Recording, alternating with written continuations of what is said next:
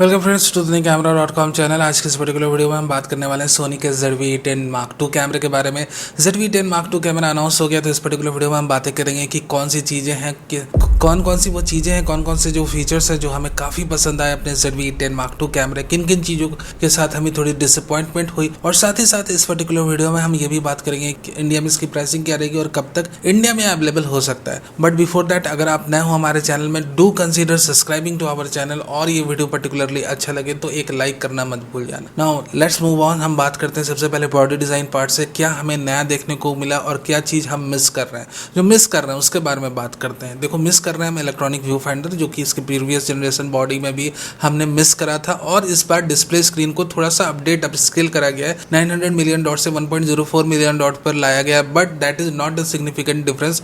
आज की डेट में अगर आप इस रेंज के कैमरे को ला रहे हो तो एटलीस्ट आप कोशिश करो 200 मिलियन डॉट्स की स्क्रीन लाने की। प्लस प्लस प्लस प्लस एक बात मैं और बता दूं, क्योंकि आपके कैमरे में EVF नहीं है, तो अगर आपका कोई फोटोग्राफर मान लो सनलाइट में शूट कर रहा है, ऑल्दो द सनलाइट स्क्रीन भी लगभग यूजेबल है। ZV-10 कैमरे को भी मैंने यूज करा है। ऑफकोर्स आप देखे हो कि मैंने 11 से 20 mm की टैमरॉन की लेंस को जो रिव्यू करा था कंप्लीटली सनलाइट में करा था। बट इवन दो अगर आप थोड़ा सा और स्केल कर देते रेजोल्यूशन तो अच्छी बात रहती है। जो अच्छी बात है उसके बारे में बात करें तो भैया इन्होंने नए मीनू को इंटीग्रेट कर दिया है। पुराना मीनू ऑफकोर्स जिन्हें प्रैक्टिस है, जो यूज कर रहे हैं, उनके लिए तो सही बात है, बट नए मीनू के साथ क्या कि आप कैनन के प्लेटफॉर्म से आ रहे हैं, निकॉन के प्लेटफॉर्म से आ रहे हैं, या आप अपने स्मार्टफोन के इजी इंटरफेस को यूज करने की आपको आदत है, तो आपका जो नया सोनी का मेनू सिस्टम है वो कहीं ना कहीं आपको ओवर अपनी कैमरे की नेविगेशन में काफी सहूलियत देता है। ना बीइंग सेड दैट, यहाँ पर ऑफकोर्स अब अपने UHS 2 कार्ड की कंपेटेबिलिटी आ गई है। UHS 2 कार्ड की कंपेटेबिलिटी होना जरूरी है,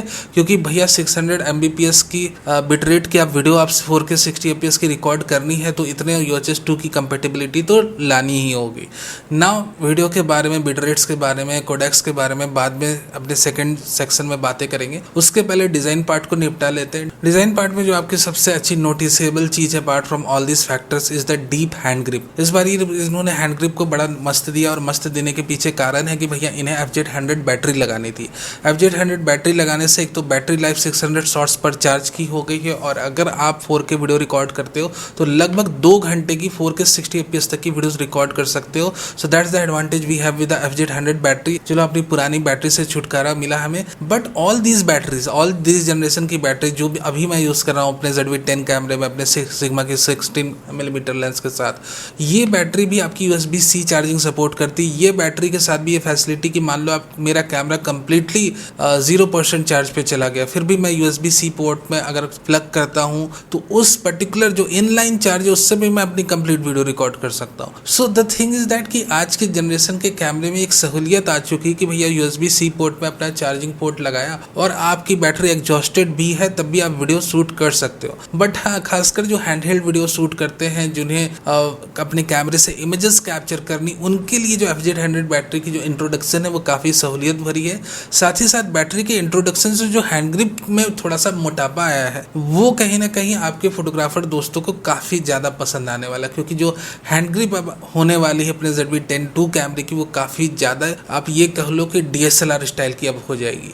तो ये सारी जो बड़ी छोटी चेंजेस हैं डिज़ाइन पार्ट में, इसके बारे में हमने बातें करा। बाकी लगभग चीज़ें सेम ही है जो आपके ZV-10 में थी ना। मूविंग फॉरवर्ड, एक और चीज़ मैं आपको बता दूं before we enter into the internal core specs of the camera, की इस बार हमें नई 16 से 50 mm की लेंस मिल रही। अब ये जो नई 16 से 50 mm की लेंस है, इसमें क्या अच्छी बात है और क्या बुरी बात है। बुरी बात यही है कि इसकी जो ऑप्टिक्स है वो अनटच्ड रह के इसे सेम रहने दिया गया है जो ऑप्टिक्स अपने पुराने 16 से 50 mm की लेंस की थी। तो ये एक बुरी बात है। ऑफकोर्स मैं कभी भी किट लेंसेज का फैन नहीं रहा हूँ, और इनकी जो ऑप्टिक्स रहती है, खासकर ये जो सोनी की 16 से 50 mm की लेंस जो नई भी है वो ऑलमोस्ट अनयूजेबल रहती है। देखो, मैं बहुत खुले तौर पे कहता हूँ, क्योंकि इसमें आपका पैसा लगना है, ठीक है, इसलिए आप तक सही जानकारी पहुंचनी चाहिए। मुझे क्या, मुझे 1-2 स्पॉन्सर 1-2 लाख रुपए मिल भी गए, बट यहाँ पर जितने हजारों ऑडियंस मेरी इस कैमरे की वीडियो को, रिस्पेक्स रिव्यू वीडियो को देख रहे हैं, और उससे देखकर कहीं ना कहीं कैमरे की बॉडी या उसके साथ किट लेंस खरीदने की प्लान कर रहे हैं,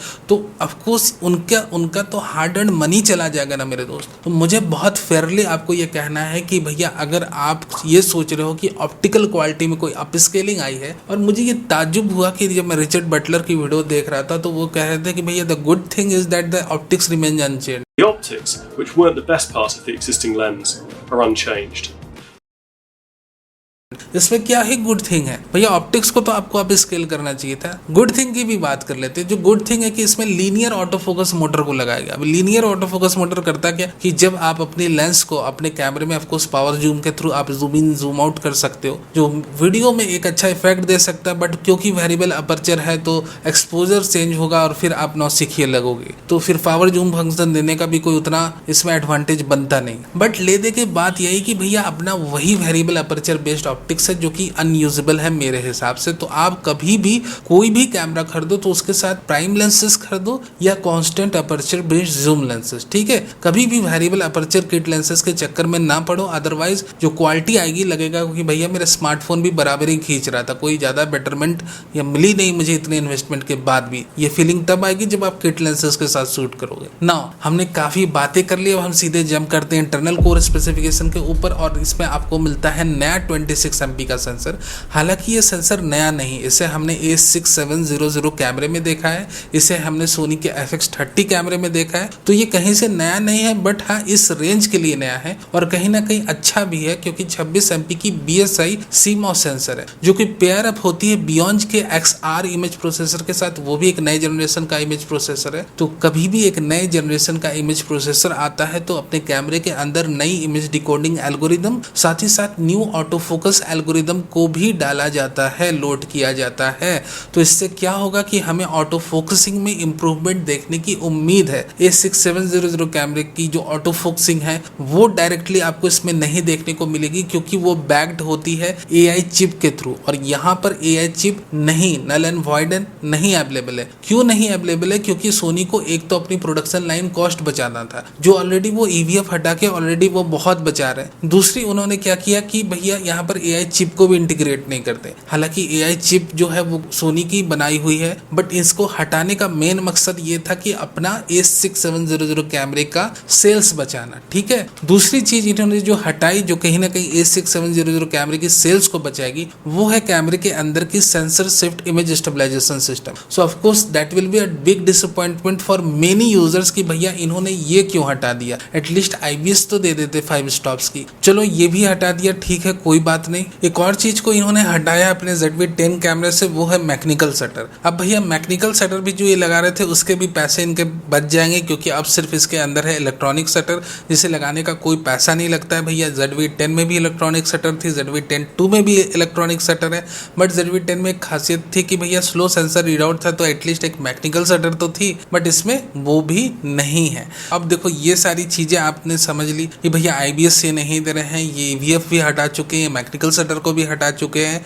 मुद्दा यह था कि एक तो प्रोडक्शन लाइन कॉस्ट को नीचे करना था, दूसरा मुद्दा यह था कि A6700 कैमरे की सेल्स कहीं से भी हैम्पर ना हो इस कैमरे के अनाउंसमेंट के बावजूद भी, यानी कि जो उस लेवल की कोर स्पेसिफिकेशन चाहते हैं वो थोड़ा सा और पैसा लगाकर A6700 कैमरा ही खरीदें। अब देखो दूसरी बात यह है कि इसकी जो कंटिन्यूअस शूटिंग स्पीड है वो लगभग सेम है जो अपनी A6700 कैमरे की है, बट A6700 कैमरे में एक एडवांटेज ये है कि अपनी 26 MP सेंसर को मैकेनिकल शटर का सपोर्ट मिल जाता है 11 FPS पे, तो रोलिंग शटर इफेक्ट अपना A6700 कैमरे में लगभग ना के बराबर रहता है। बट ZV-10 में थोड़ा बहुत आपको देख सकता है। बफर की बात कर लें, बट ZV-10 में ऑफकोर्स आप रोलिंग शटर इफेक्ट इमेजेस की उतना उम्मीद ना लगाओ, खासकर इवन एट 11 FPS, क्योंकि ऑफकोर्स अपना मैकेनिकल शटर बिल्कुल भी एब्सेंट है। सेंसर रीडआउट स्पीड की बात कर ले तो भैया डिजिटल फोटोग्राफी रिव्यू टीम ने निकाल कर दिया था कि लगभग 15 से 16 मिलीसेकंड की इसकी सेंसर रीडआउट स्पीड है।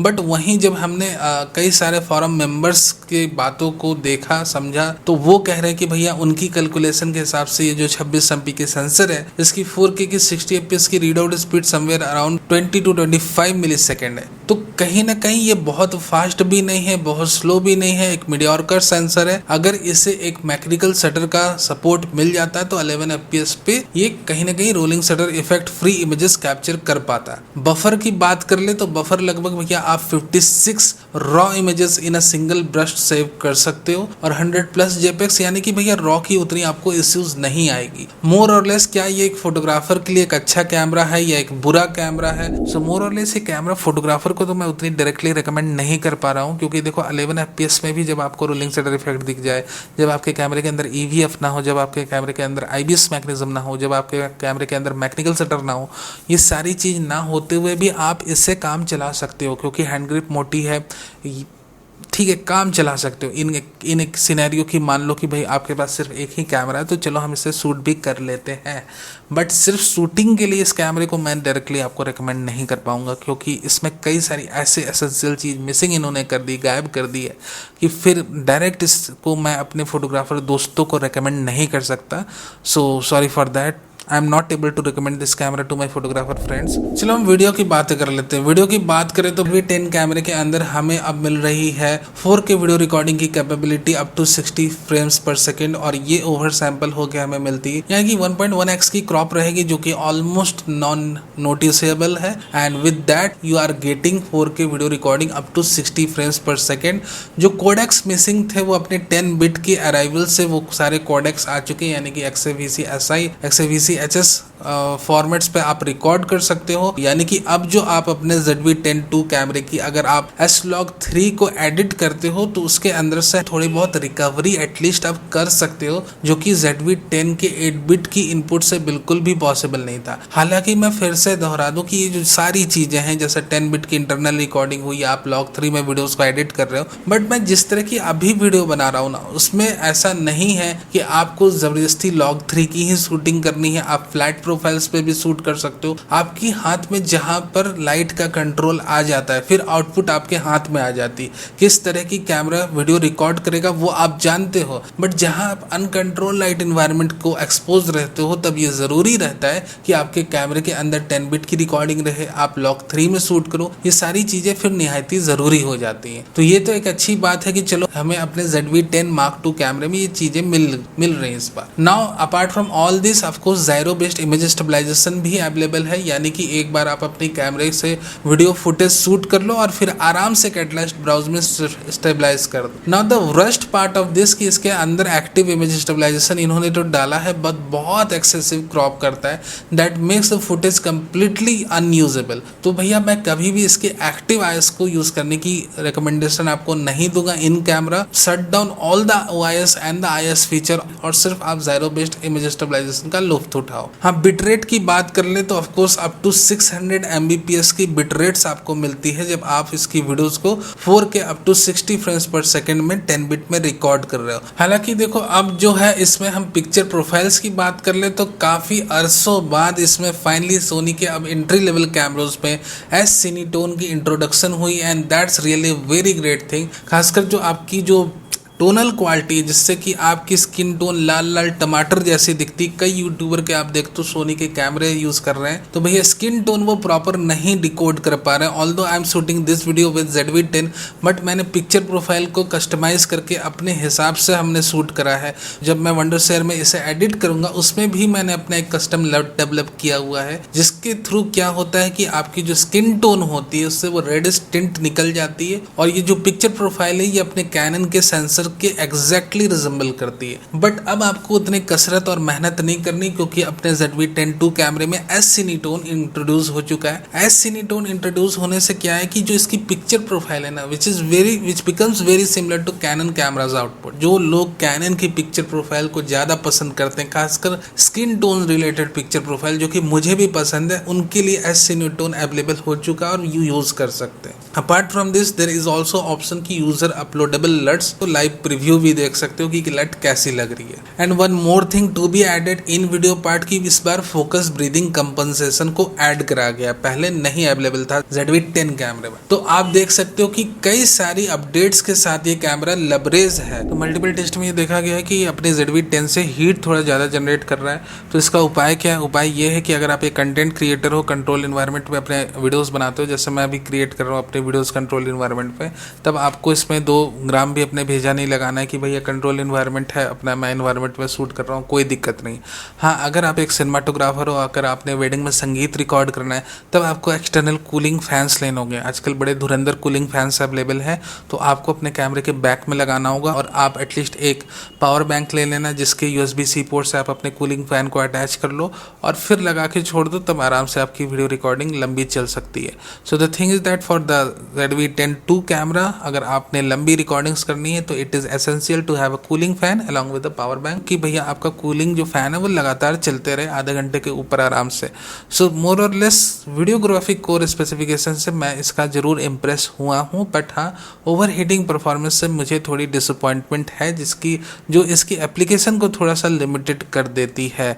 मोर और लेस एक अच्छा कैमरा है अपने यूटिलाइजेशन के हिसाब से, खासकर अगर आप एक कंटेंट क्रिएटर हो तो आपके लिए एक बहुत उम्दा कैमरा है। अगर आप रील शूट करते हो, टिकटॉक के वीडियोस ऑफ कोर्स इंडिया में तो नहीं बनते, बट इंडिया में रील्स बहुत बनते हैं, तो इसके लिए वर्टिकल शूटिंग भी इन्होंने अलाउ कर दी है, जिससे आप आराम से vertical shooting, vertical menu interface अब अवेलेबल हो चुका है इस कैमरे में, जो कि अच्छी बात है।